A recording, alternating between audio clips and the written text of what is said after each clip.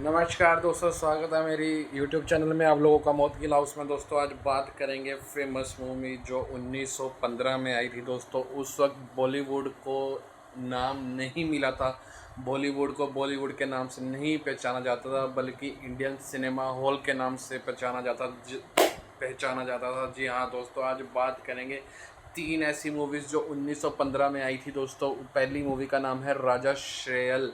राजा श्रेयल एक ऐसी मूवी थी, शुरुआती भारतीय साइलेंट फिल्मों में गिनी जाती है दोस्तों, और मिथोलॉजी और डिवोशनल थीम पर आधारित थी। उस दौर में धार्मिक कहानियों पर बहुत लोकप्रिय मूवियाँ बना करती थी दोस्तों। जी हाँ, आपने सही नाम सुना। राजा श्रेयल एक ऐसी मूवी थी, साइलेंट मूवी थी दोस्तों, और उस दौर में जो मूवीज़ जो आया करती थी वो एक साइलेंट दौर पे उस पर सिर्फ एक्सप्रेशन होते थे, सिर्फ कलाकारी, सिर्फ अपने फेस एक्सप्रेशन से अपनी बात को साझा किया जाता था। ये बात हो रही है दोस्तों 1915 की, और पहली मूवी जो बहुत लोकप्रिय रही थी उसका नाम था राजा शेर। जी हाँ दोस्तों, आपने सही सुना, नाम था उसका राजा शेर।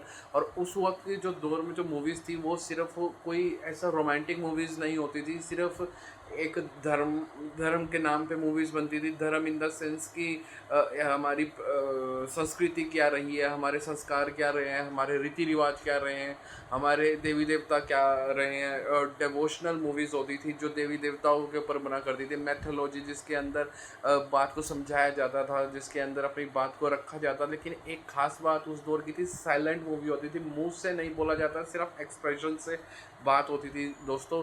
पहली मूवी थी जो कि आपने सुनी राजा शेर, और दूसरी मूवी की बात करेंगे सत्यवान सावित्री। जी हाँ दोस्तों, दूसरी मूवी है सत्यवान सावित्री जो महाभारत की प्रसिद्ध कहानी के ऊपर आधारित है दोस्तों। सत्यवान सावित्री दोस्तों दूसरी मूवी आई थी 1915 के अंदर, वो थी सत्यवान सावित्री। और शुरुआती इंडियन सिनेमा में सबसे फिल्मों में प्रसिद्ध शुरुआती सिनेमा में सबसे प्रसिद्ध फिल्मों में से एक ये मूवी रही है सत्यवान सावित्री दोस्तों, जो महाभारत की कहानी के ऊपर आधारित थी। फिल्म ऑडियंस, फैमिली ऑडियंस को बहुत पसंद आने वाली ये पहली ऐसी मूवी थी 1915 की जिसका नाम था सत्यवान सावित्री। जी हाँ दोस्तों, आपने सही सुना। और तीसरी movie the birth of the nation 1915 की सबसे फेमस और टेक्निकली एडवांस फिल्मों में से एक थी दोस्तों, उसका नाम था the birth of the nation, और डायरेक्ट की गई थी W.V. ग्रिफिथ के द्वारा। फिल्म मेकिंग टेक्निक के लिए हिस्टोरिक मूवी जानी जाती है दोस्तों। जी हाँ, जैसे जैसे दौर आगे बढ़ता चला गया, तो उसमें से फिल्म मेकिंग टेक्निक्स जो जैसे जैसे आगे एडवांस हो रही थी, तो उनमें से पहली मूवी का नाम जो आता है वो था birth of the nation. Birth of a nation. और लेकिन रेकिज्म और कंट्रोवर्शियल कंटेंट की वजह से इसमें काफ़ी आलोचना हुई थी। रेकिज्म जो दोस्तों कई बारी कंट्रोवर्शियल जो चलता ही आ रहा है, बहुत सदा सदा से चलता आ रहा है।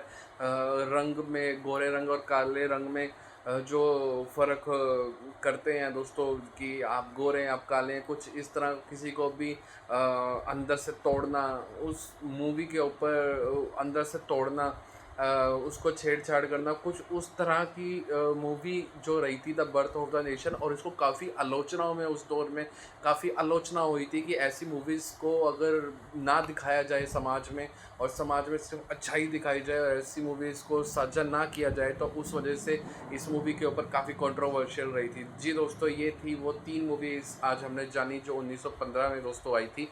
और इंटरेस्टिंग फैक्ट उस दौर के दोस्तों ये थे कि इंडियन फिल्म उस समय मेनली मैथोलॉजी और डिवोशनल देवी देवताओं के ऊपर बनती थी उस वक्त में फिल्में।